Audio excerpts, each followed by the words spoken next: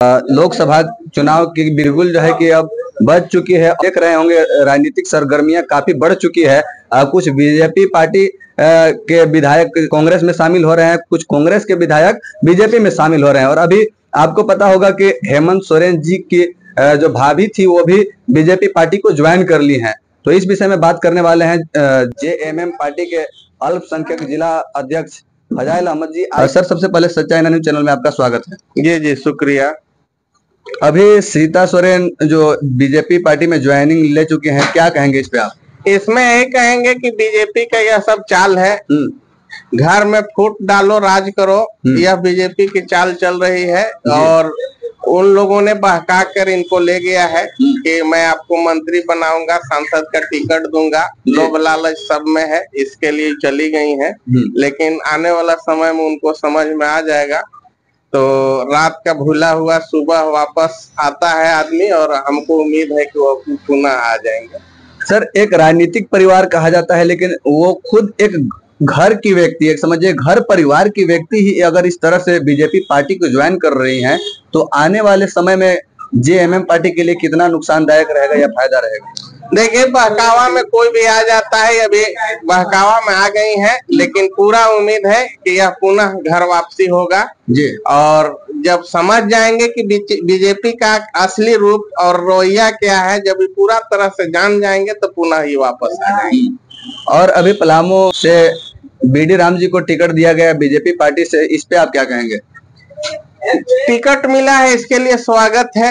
अब मान लीजिए फील्ड में आना ही है, जो आए अपना भाग आजमाए। पहले से चर्चा था कि यहाँ के जो ममता भुइयां जी हैं उनको बीजेपी से टिकट मिलने वाली है, लेकिन टिकट नहीं मिलने के बाद ममता भुइयां जी आरजेडी पार्टी को ज्वाइन कर ली हुई हैं, क्या कहेंगे? बीजेपी पार्टी हैक हो गया है, वो पैसा पर टिकट देता है। कारण है कि यहाँ के इतना बड़ा क्षेत्र है जी, पलामू सांसद क्षेत्र है, इतना बड़ा है कि यहाँ के लोगों का बीजेपी का कोई नजर नहीं आ रहा है। लोकल लोग, इनको बाहरी लोग ही पसंद है और बाहरी लोगों को टिकट दे रहा है। जनता सबक इसके लिए सिखाएगी। इस बार जनता सजग हो गई है और इस बार सबक सिखाएगी बीजेपी को। जी, लोगों का कहना है सर, और बीजेपी पार्टी के विधायक भानु प्रताप शाही जी का एक स्पीच सुन रहे थे जिसमें वो कह रहे थे कि वो पलामू के पहुना है बीडी राम जी, और जब पहुना विकास कर ही रहे हैं तो लोकल और बाहरी में क्या रखा हुआ है? पहुना है तो पहुना विकास क्या कर रहे हैं वो तो धरातल पर ही है जी। लेकिन पहुना अपना घर भी होता है, पहुना का घर भी दूसरा जगह है, वहां से उनको दे देना चाहिए था जी। लेकिन यहाँ दिए हैं तो फिर ठीक है। जनता इस बार सबक, तो पहुना इस बार फिर जीत हासिल करने वाले हैं या इस बार? जनता सजग हो गई है, दो बार चांस दे के देखा है। इस बार हमको नहीं लगता है कि जनता जो है। और उधर ममता भुइयां जी भी जो है कि चैलेंज ठोक रही है कि 2 बार पहुना को मौका मिला तो एक बार कम से कम पलामू की जो बेटी मैं हूँ मुझको भी जरूर मौका मिलेगा, वो भी उधर दावा ठोक रहे हैं। अगर टिकट ममता भुइयां को मिल जाती है तो वह बहुत बड़ा ही अति खुशी की बात है। कारण है कि वो घर की बेटी है जी, और इस क्षेत्र से है, जनता उसके साथ है जी। और इस बार ममता भुइयां अगर टिकट लेके आती है तो इसके साथ पूरे जनता लोग हैं और सपोर्ट गरीब गुरबा लोग करेंगे। तो आप लोग किन के साथ जाने वाले हैं सर? ममता भुइयां जी के साथ जाएंगे या बीडी राम जी के साथ जाएंगे अगर ममता भुइयां जी को टिकट मिलता है तो? अब अगर टिकट अभी असमंजस में है, कंफर्म नहीं है, अगर टिकट आ जाता है तो हम लोग उस पर निर्णय लेंगे। क्योंकि जहां तक मैं उनका इंटरव्यू ले रहा था तो उनसे भी बात हुई थी ममता भुइयां जी से, तो उनका कहना था कि टिकट खैर तय ही हो गया। लालू यादव जी बोल रहे हैं कि जाओ, तुमको टिकट हम दे दिए पलामू से, तुम लड़ो।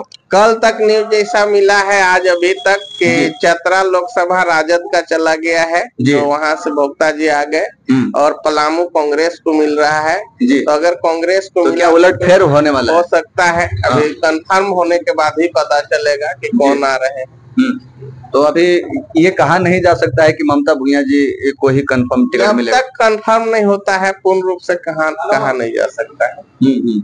और पलामू के जनता को आप क्या कहना चाहेंगे इस लोकसभा चुनाव में? किस तरह से वोटिंग करने के लिए आप कहेंगे सर? पलामू के जनता को मैं यही कहूंगा, रिक्वेस्ट करूंगा कि आप कभी भी नेता चुने और ऐसा नेता चुने कि हर सुख दुख में वो आपके साथ कम से कम हो और क्षेत्र का विकास हो। आप जब चाहें उनसे बेधड़क मिल सकते हैं, ऐसे लोगों को चुने। जो भी मान लीजिए चुनाव में तो अनेकों लोग आते हैं, लेकिन उसमें यह देखना है कि कौन आदमी, कौन व्यक्ति मेरा काम करेगा, कौन आदमी से हर सुख और दुख में हम मिल पाएंगे, ऐसे लोगों को चुनाव कीजिए ताकि क्षेत्र का भी विकास हो और आपका हर सुख दुख में वो काम आए। नेता बन सही आदमी। इंडिया गठबंधन क्या मोदी जी के लहर में मुकाबला करने में सक्षम है? हाँ, इंडिया गठबंधन अगर सही तरीके से अपनी बहुमत में और अपने बाथी पर उतरती है तो कामयाब रहेगा। सीट आ रहा है हर जगह से और इस बार जो है मतलब कांटे की टक्कर रहेगा। क्या भारत जोड़ो न्याय यात्रा जो राहुल गांधी जी का रहा, ये कितना कारगर रहेगा चुनाव में? कारगर है। उन्होंने देखिए यहाँ पे नरेंद्र मोदी जी ने सभी संस्था को अपने हैक करके रखे हुए हैं और 15 लाख जो खाता में आने की बात था वो आया? वो तो आज तक नहीं आया। चुनावी जुमला बोलते हैं। उनका जो अमित शाह है वो खुद बोलते हैं कि यह चुनावी जुमला बोले हुए थे। तो इनका अभी तक जो मेरा नॉलेज है या जो हमको देखने को मिल रहा है कि अभी तक जितने भी प्रधानमंत्री आए वो सब में फेंकू प्रधानमंत्री हमारे श्रीमान नरेंद्र मोदी जी निकले हुए हैं। झूठ बोलने में बहुत माहिर हैं।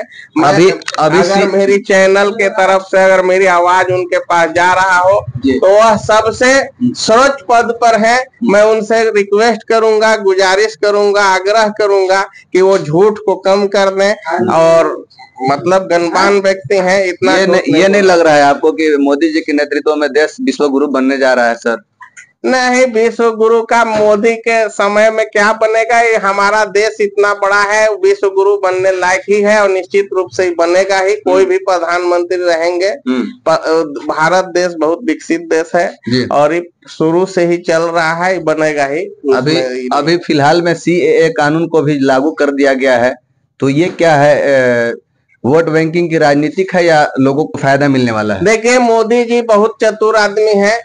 सबका साथ सबका विकास का नारा देते हैं, लेकिन सबका साथ और सबका विकास करते नहीं है। जी, CAA कानून सही है या नहीं? ये कानून एकदम गलत है क्योंकि जाति धर्म पर एक खेल खेल रहे हैं। सर गलत कैसे है? क्योंकि पाकिस्तान में अगर हिंदू, बौद्ध, सिख लोग अगर सताए जा रहे हैं तो वो लोग कहाँ आएंगे? हिंदुस्तान में ही आएंगे। या तो बांग्लादेश में जो हिंदू भाई लोग सताए जा रहे हैं वो लोग तो हिंदुस्तान में ही आएंगे। तो क्या दिक्कत है? हिंदुस्तान में आएंगे, स्वागत है, लेकिन दूसरा देश में जहाँ मुस्लिम सताया जा रहा है वह हिंदुस्तान में आ जाएगा तो पाप हो जाएगा।